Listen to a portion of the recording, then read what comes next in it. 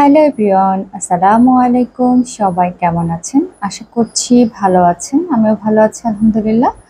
আজকের ভিডিওতে আমরা দেখতে যাচ্ছি যে হ্যান্ড এমব্রয়ডারি করা চুড়ি আমরা কিভাবে বানাতে পারি এবং এটা বানাতে আমাদের কি কি লাগছে। তো প্রথমে আমাদের লাগছে হচ্ছে চুড়ির যে বেসটা, যেটা কিনতে পাওয়া যায় এবং এটার এক জোড়া 10 টাকা করে নিয়েছে আমার থেকে। তবে জায়গা ভেদে দাম কম বেশি হতে পারে।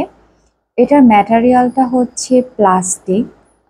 এটা একটু শক্ত টাইপের প্লাস্টিক, যেটা একদমই ভেঙে যাবে না এরকম। আর আমাদের লাগছে হচ্ছে কাপড়।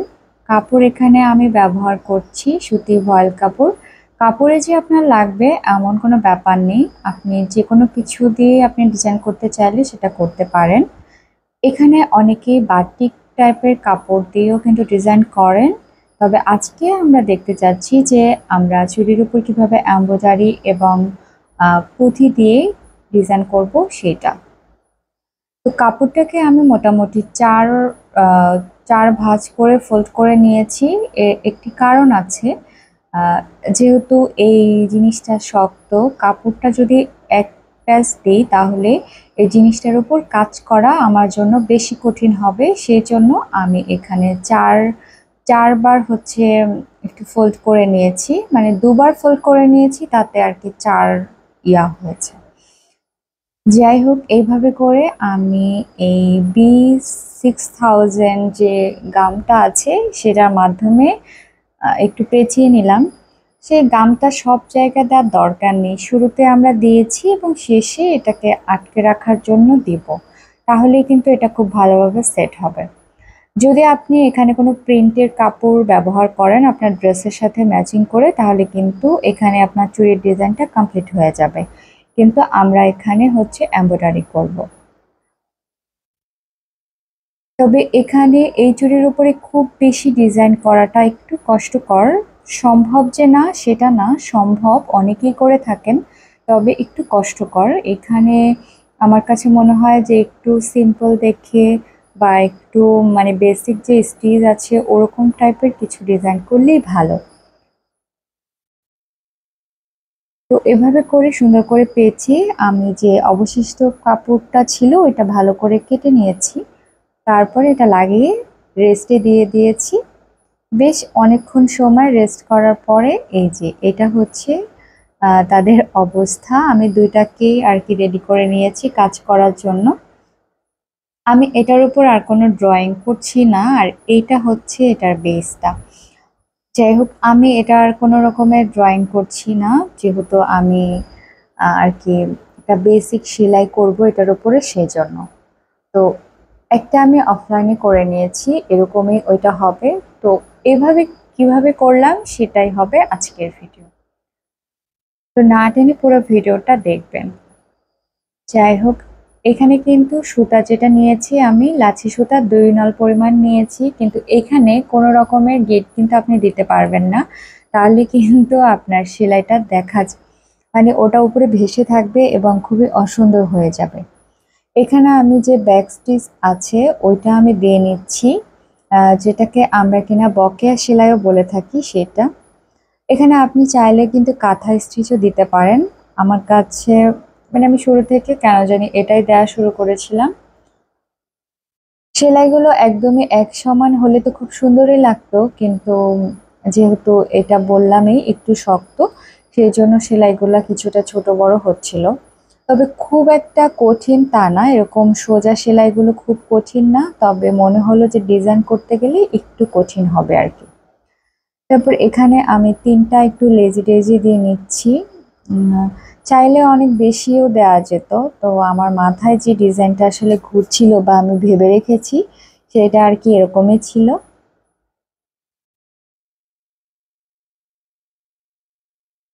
তো 2টা এবং হচ্ছে আরেকটা লেজি ডেজি দিব মাঝখানে। এটা দেওয়ার পরে আমরা আবারও সেম ব্যাক স্টিচই দিয়ে পুরো ডিজাইনটাকে কমপ্লিট করব। আর এখানে আমি সুতা ব্যবহার করছি কালোর উপরে রানী গোলাপি, যেটা মানে ম্যাজেন্টা থাকে ওইটা আর কি, ওই কালারটা আমি দিচ্ছি। কালোর উপরে এই কালারটা কিন্তু বেশ মানায়। আর আমি আর কি একটা ড্রেসের সাথে এই চুড়িটাকে ভেবেছি, সেই ড্রেসের যে কালারগুলো ছিল, কালার কন্ট্রাস্টগুলো ছিল, আমি চেষ্টা করেছি ওই কালারগুলোই চুজ করার। আপনারা চাইলে কিন্তু আপনাদের পছন্দ মতো যে কালারগুলো দরকার সেগুলো কিন্তু আপনারা দিতে পারেন। তবে এইসব চুড়িগুলো কিন্তু সুতি কোনো ড্রেস কিংবা সুতির শাড়ি এইসবের সাথেই খুব বেশি মানানসই হয়, অথবা জামদানি মানে আমাদের দেশীয় যে কাপড় চোপড়গুলো আছে সেগুলোর সাথে অনেক বেশি ভালো লাগে, এলিগেন্স লাগে, অনেক ভালো লাগে।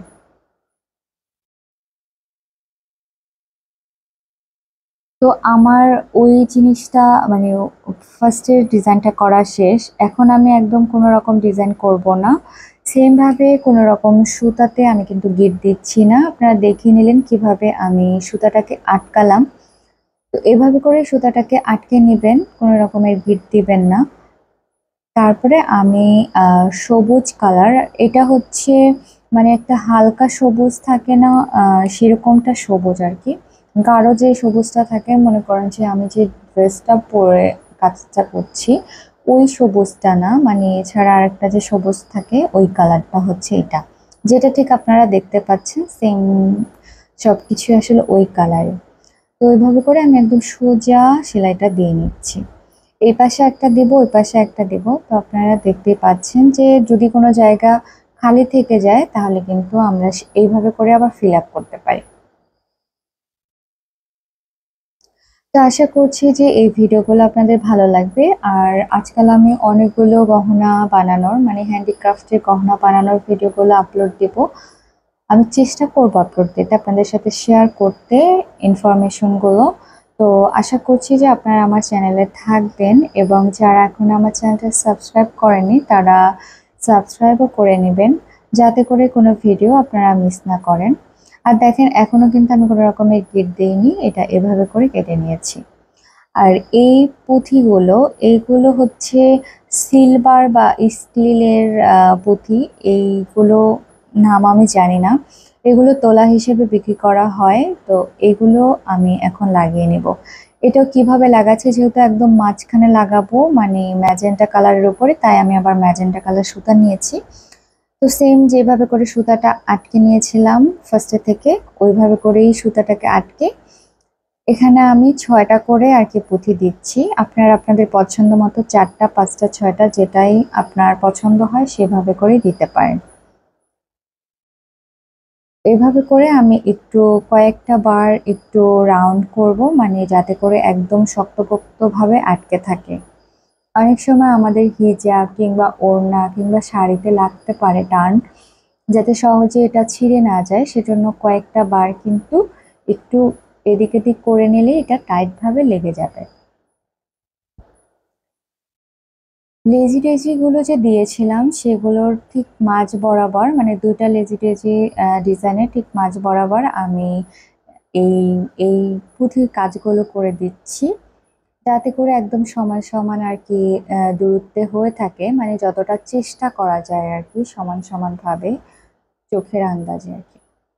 তো এভাবে করে লাগিয়ে নিলে কিন্তু আমাদের চুড়িটা রেডি হয়ে যাচ্ছে, পরতে পারছি।